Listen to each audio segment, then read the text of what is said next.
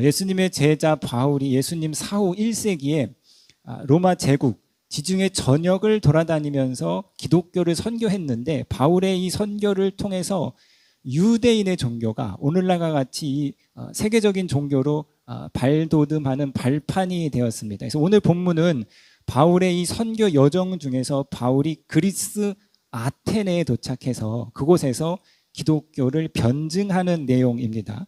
잘 아시겠지만 제국의 정치적인 수도는 로마였지만 그리스의 이 로마 제국의 어떤 철학과 문화의 중심지는 아테네로 볼 수 있습니다.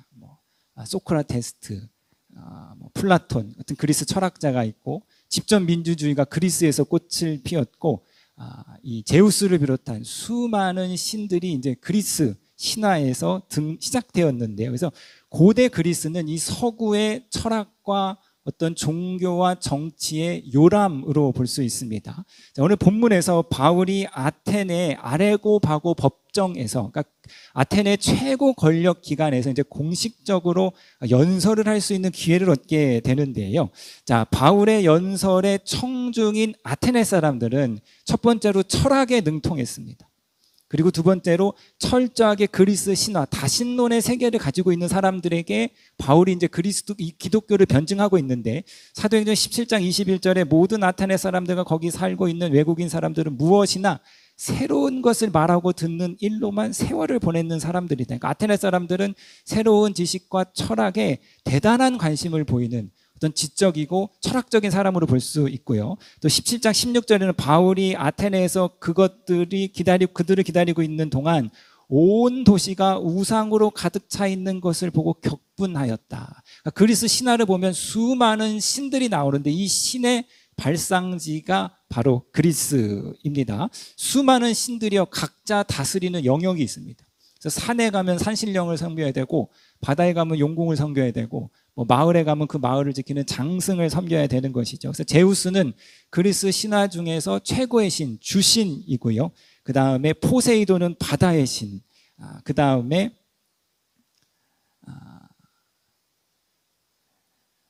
헤라는 결혼의 신, 가정의 신이고요. 디오니소스는 술의 신입니다. 그러니까 다신교에서는 필요할 때마다 자기가 원하는 신을 섬기면 되는 거예요. 배를 타고 이동할 때는 포세이돈을 섬기고, 행복한 가정을 위해서는 헤라를 섬기고, 전쟁에 참전할 때는 전쟁의 신 아레스를 섬기면 됩니다. 자, 그런데 이처럼 고대 사회의 다신교 세계관을 거부한 종교가 이제 기독교이죠. 기독교는 오직 하나님 한 분만이 참신이다. 이것 때문에 기독교가 이제 많은 박해를 받게 되는데요. 이처럼 그리스 철학에 능통하고 철저하게 다신교 세계관을 가진 아테네의 지식인들에게 바울이 오늘 본문을 통해서 기독교를 전하는 설교를 하는데요. 바울이 청중의 마음을 얻기 위해서 칭찬으로 시작을 합니다. 아테네 시민 여러분을 보니까 범사에 모든 면에 종교심이 많습니다. 그런데 내가 아테네를 쭉 돌아다 보니까 여러분들이 알지 못하는 신에게 예배하는 제단을 제가 보았는데, 여러분들이 그 알지 못하는 신에 대해서 내가 이 시간 설명해 보겠습니다. 그러면서 오늘 본문 24절에 우주와 그 안에 있는 모든 것을 창조하신 하나님께서는, 바울의 설교가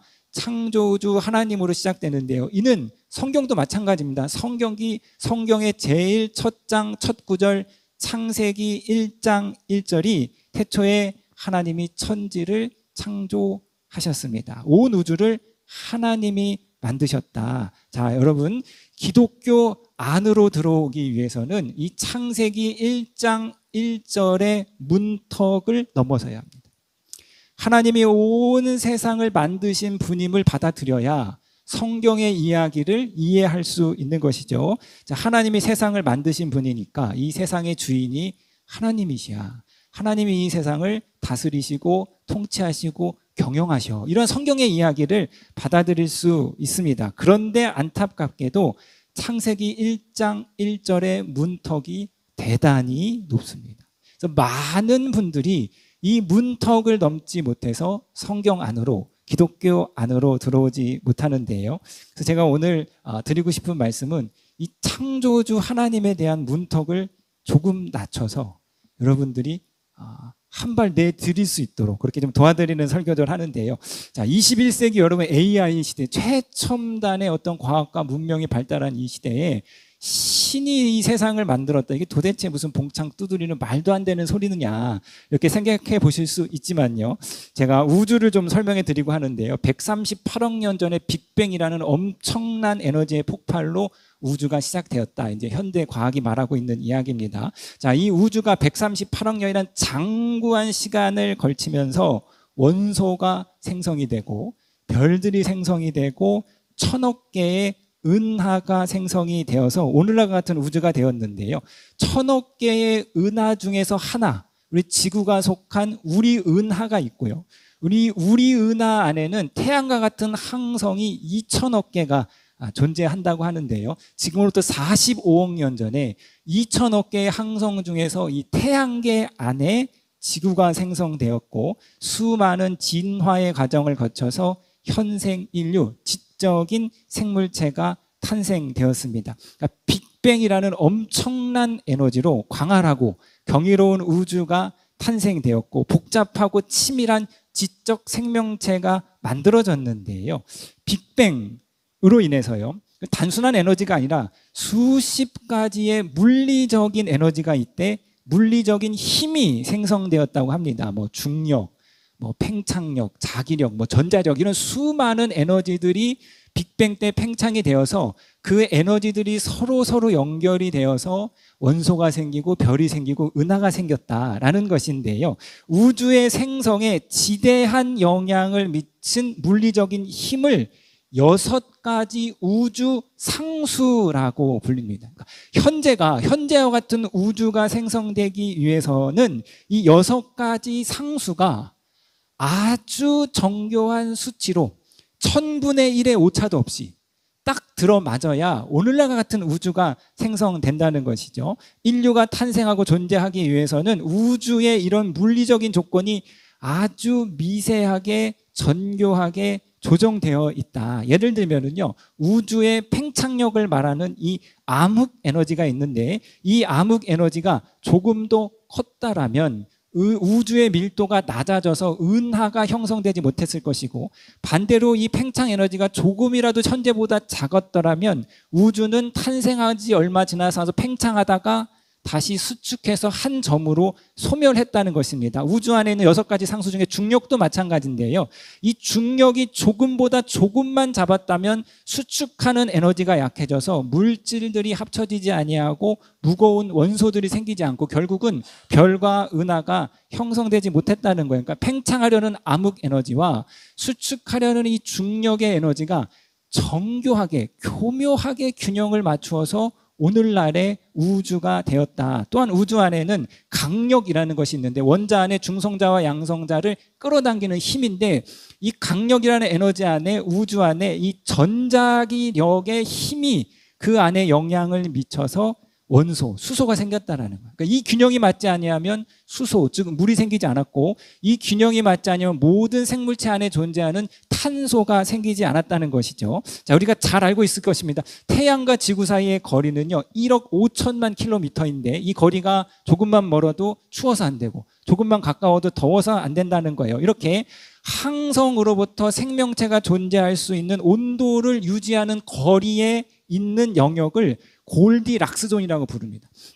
그러니까 이 우주 안에 골디락스존에 존재하는 행성은 수천억 개가 있는데 그 중에서 지구만 생명체가 존재할 수 있는 아주 특별한 조건을 가지고 있는데요. 뭐 수백 가지가 있는데 그 중에 한 가지를 말하면 지구 중심에는 이 철로 된 핵이 고속으로 회전하고 있기 때문에 지구에는 주변에 자기장이 생기고 이 자기장으로 인해서 태양풍이나 우주의 방사선으로부터 지구 안에 있는 생명체를 보존할 수 있습니다. 자, 지구에 생명체가 생기는데 지대한 영향을 미치는 것은 달이죠. 수십억 년 전 지구와 다른 행성이 충돌하여서 달이 생겼는데 이때 충돌로 인하여서 지구 안에 자전의 속도가 생명체가 생성될 수 있는 속도로 만들어졌고 이 달이 중력으로 지구를 붙잡아줘서 지구의 이 기울은 축이 너무 많이 흔들리지 않도록 기후의 변화가 너무 심하지 않도록 달이 지구를 붙잡아주고 있습니다. 그리고 달로 인해서 조석 간만의 차가 생겨서 원시 바다에 생물 탄생에 지대한 영향을 미쳤다는 것이죠. 대부분의 다른 행성계들은 각각의 행성의 크기가 일정한데 유독 이 태양계만 행성의 크기가 다른데요. 지구 앞과 앞에, 지구 다음에 화성이고 그 다음에 목성이 있는데 목성의 크기가 엄청나게 큰 겁니다. 그래서 이 목성이 대단한 중력을 발휘해서 지구로 날아오는 수많은 이 행성과 유성과 소행성을 빨아들이는 보호막 역할을 하고 있다. 그래서 목성으로 인해서 지구 안에 생명이 존재할 수 있는 역할이 커지게 된 것이죠. 이처럼 과학이 발달할수록 과학자들이 우주의 모습을 관찰하다가 놀라지 않을 수 없었던 것입니다. 이 우주가 마치 인류의 탄생과 존재를 위해 우주의 모든 물리적인 조건이 세미하게 조정되어 있는 것처럼 보이기 때문에 정말 말도 안 되는 확률로 우주 안에 작용하는 수많은 물리력이 마치 인간을 위해서, 인류를 위해서 한 점으로 수렴되고 맞춰져 있다는 것입니다. 그래서 온 우주가 인간의 탄생과 생존을 위해서 매우 정교하게 조절되어 있다. 이것을 이제 인류 원리라고 하는데, 이것은 이제 현대 과학자들이 뭐 다 공히 받아들이는 내용인데, 그렇다면 왜 우주가 이 인류의 생명을 위해서 그 한 점으로 모든 수치가 수렴이 되는가? 왜 정교하게 그렇게 조정되어 있는가? 이 인류 원리를 현대 과학이 이제 세 가지로 설명하고 있습니다. 첫 번째는요, 모른다. 왜 모든 우주의 그 물리력과 숫자가 수십억 년 동안 변하지 않고 생존을 위한 상수로 존재하고 있는가? 현대 과학 아직까지로는 모르겠다가 이제 첫 번째 의견이고요. 두 번째는 지적 설계론입니다. 지적 설계론은 어떤 지적인 존재가 의도를 가지고 이 우주를 설계했다는 주장이에요. 이 우주가 너무나도 복잡하고 너무나도 정밀하고 세밀하게 만든 일관된 방향성을 가지고 우주가 움직일 수 있는 것은 어떠한 지적인 존재가 의도를 가지고 우주를 설계할 수밖에 없다라고 이제 주장하는 것이죠. 그래서 성서에서는 그 우주를 설계한 지적인 존재가 하나님이시다. 하나님이 지혜로운 우주를 창조했다라는 것입니다. 근데 이 이론의 한계는요, 우주를 만든 그 지적인 설계자를 과학적으로 증명할 수 없다는 거예요. 그런 존재가 있을 거야라고 그냥 믿는 것뿐이지요. 자, 마지막으로 오늘날 대부분의 이제 물리학자들이 지지하는 내용인데요. 다중 우주론입니다. 자, 여러분, 로또에 당첨될 확률이 대천 800만 분의 1이라고 합니다. 800만을 제가 어젯밤에 365일로 나눠봤습니다. 그랬더니 2만 1000이 나와요. 여러분들이 매일 로또를 하루에 한 개씩 사면 2만 1000년을 사시면 이제 당첨될 확률이 높아지는 거죠. 그러니까 거의 불가능한 확률이라는 거예요. 800만 분의 1이라는 것이. 그런데 놀랍게도 우리가 매주 토요일마다 이 불가능한 확률에 당첨되는 10여 명의 사람들을 봅니다. 뭐 10명씩 당첨이 되잖아요. 나도 되겠지, 이제 이런 마음이 드는데, 그러면 왜 이 불가능한 확률이 매주 이렇게 10여 명이 당첨이 되는가? 자, 로또의 매주 판매 금액이 1,100억 정도 된다고 합니다. 그러니까 우리나라 사람들이 1,100억의 로또를 사는 거예요. 하나에 1,000원이잖아요. 그러니까 1억 번의 시행 횟수가 늘어나는 거죠. 그러니까 확률이 아무리 작다 할지라도 이 시행 횟수가 무한대로 늘어나다 보면 작은 확률도 이제 성취가 될 수 있다, 이렇게 말하는 것이죠. 그래서 이 다중 우주론은 무엇이냐? 자, 이 세상에 저와 여러분들이 살고 있는 1000억 개의 은하가 존재하는 우리 우주 말고도 수많은 우주가 존재한다는 거예요. 무한대에 가까운 우주가 존재하기 때문에 오늘날과 같이 이렇게 생물이 살 수 있는 조건으로 만들어질 확률이 정말 희박하고 기적과 같지만, 그러나 우주의 경우의 수가 무한대와 같기 때문에 그 중에 하나는 오늘 지구와 같은 우주를 만들 수 있는 환경이 우연히 될 수 있다. 경우의 수가 무한대로 늘어나니까. 자, 그런데 여러분, 이 다중 우주론의 한계는 무엇이냐? 자, 현대 과학자가요, 우리 우주 말고 다른 우주가 존재한다는 것을 과학적으로 증명할 수 없습니다. 뭐 허블 만환경 이런 걸로 우리 우주 밖을 보지 못하는 거죠. 그러니까 여러분, 자, 지적인 설계자가 존재해. 이거 믿음이에요. 모릅니다. 증명할 수 없어요. 마찬가지로 오늘날 이 물리학자들이 일반적으로 주장하고 있는 다중 우주론, 우리 우주 말고 수많은 우주가 존재할 거야, 이건 역시 과학적인 증명이 아니라 믿음이라는, 그럴 거야. 그렇게 이제 생각하는 것이죠. 그렇기 때문에 지적 설계론을 믿든 다중우주론을 선택하든 둘 중 무엇을 선택하든 결국은 둘 다 믿음의 영역이라는 것이죠. 자, 여러분 이겁니다. 최신 스마트폰이 장구한 시간에 걸쳐서 막 모래에 바람이 불고 막 벼락이 치고 막 규소가 막 일어나고 막 유리가 만들어지고 막 반도체가 만들어져 가지고 130억 년의 시간이 흘렀더니 최신 스마트폰이 우연으로 만들어졌다라는 것과 아니면 삼성과 같이 뛰어난 기술력을 가진 회사가 심혈을 기울여서 이 스마트폰을 만들었다. 둘 중 어느 것이 더 합리적인 믿음인가? 자, 여러분 만들어진 것에는 반드시 두 가지가 존재하는데요. 만들어졌다면 그것에는 설계도가 존재하고 목적이 존재합니다. 자, 책상 하나를 만들어도 설계도가 필요합니다. 가로 몇 센치, 세로 몇 센치 이런 거 만들어야 되잖아요. 자, 10억 분의 1의 나노의 단위로 공정하는 반도체를 만들기 위해서는요. 반드시 설계도가 필요하고 이 설계도를 만든 회사를 팜리스 회사, IBM 같은 데가 설계도를 만든 회사고 삼성은 그 설계도대로 반도체를 생산하는 파운드리 회사인 거예요.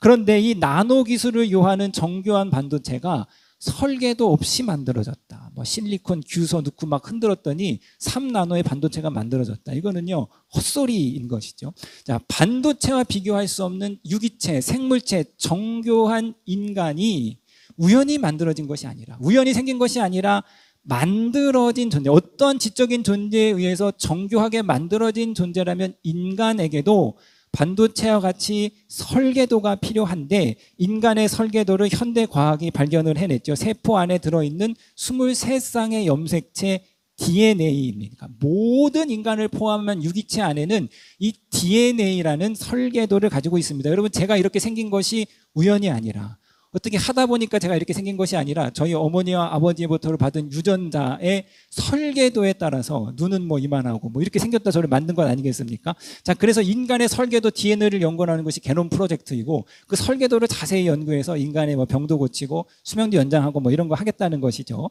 자, 그러니까 인간에게 설계도가 있다는 것은 저와 여러분 안에 다 설명서가 있다는 것은 인간이 우연히 생긴 존재라기보다는 인간이 어떠한 지적인 존재에 의해서 그가 심혈을 기해서 만든 존재임을 증명한다 볼 수 있습니다. 또한 만들어진 물건에는 반드시 목적이 있습니다. 하다못해 작은 못 하나라도 목적 없이 만들진 않는 것이죠. 하나님이 인간을 만들었다면, 하나님이 저와 여러분을 만들었다면 반드시 그 만드신 것에는 목적이 있는 거죠. 하나님이 우주를 만드셨다면 우주에는 반드시 목적이 존재합니다. 우주, 곧 인류의 역사는 목적 없이 흘러가는 것이 아니라 분명한 목적을 향해서 달려가고 있는데요. 그래서 기독교의 역사관에는요, 결론이 존재합니다. 역사의 끝, 종말에 대한 두 가지 대조되는 사관이 있는데 순환론적 역사관입니다. 역사는 계속해서 반복된다. 역사의 겉모습은 다르지만 시대에 따라서 건물도 변하고 사람도 변하지만 그러나 역사의 본질은 동일하고 동일한 본질의 역사가 반복된다. 무한히 반복된다. 그래서 이런 순환적인 역사관에서는 역사의 시작과 끝이 무의미합니다. 역사가 계속 반복되니까 힌두교와 불교가 이제 이러한 세계관을 갖고 있고 오늘 청년들이 이생망 이런 말 하자. 이번 생에 망했다. 이것이 바로 이제 이런 순환적인 역사관에서 나온 말이죠.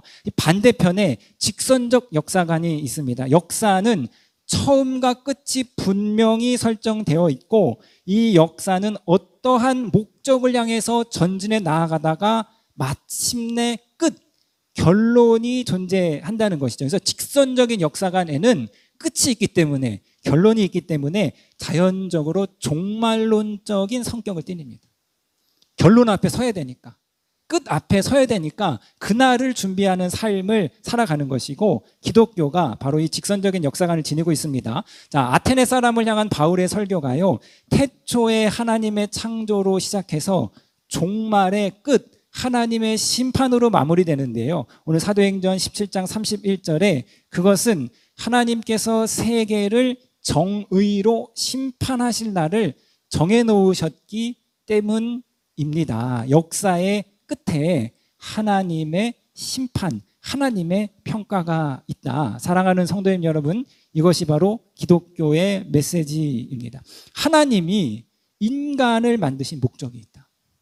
인간을 향한 분명한 목적이 있다라는 거예요. 그러니까 인간은 단순히 먹고 사는 존재 이상인 거죠.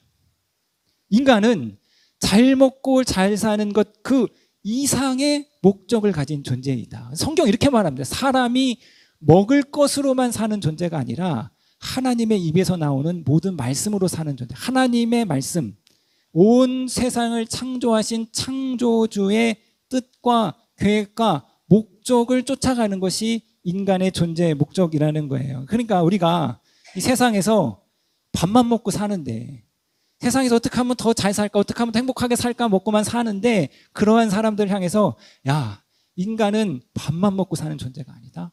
인간에게는 더 큰 목적이 있어. 방향성이 있어. 이것을 줄기차게 이야기하는 것이 바로 기독교인 겁니다. 자, 사랑하는 성도님 여러분, 역사의 마지막에 하나님의 심판이 있다. 이것이 기독교의 메시지인데요. 죽음이 끝이 아니라는 거예요. 이 땅에서 우리가 70년, 80년 살다가 죽으면 끝나는 것이 아니라 이 땅의 삶이 전부가 아니라 모든 인생은 역사의 종말에 내가 이 땅에서 산 삶을 가지고 창조주 하나님의 심판대 앞에서 평가를 받는다는 거죠. 잘 먹고 잘 사는 것이 전부가 아니라 인간에게는 하나님의 목적이 있고, 그리고 역사의 마지막 날에 너희가 이 땅에서 어떻게 살았는지 하나님이 반드시 당신의 정의로 평가하시겠다. 이 이야기를 매주 반복하는 것이 교회입니다. 현실 세계 그 너머에 있는 것을 보지 못하니, 우리가 알지 못하고 확 붙잡지 못하니까, 그것을 자꾸 잊어먹으니까 반복해서 이야기하는 것이 바로 교회입니다. 자, 이 바울의 설교에 대해서 청중의 반응이 셋으로 나누는데요. 17장 32절입니다.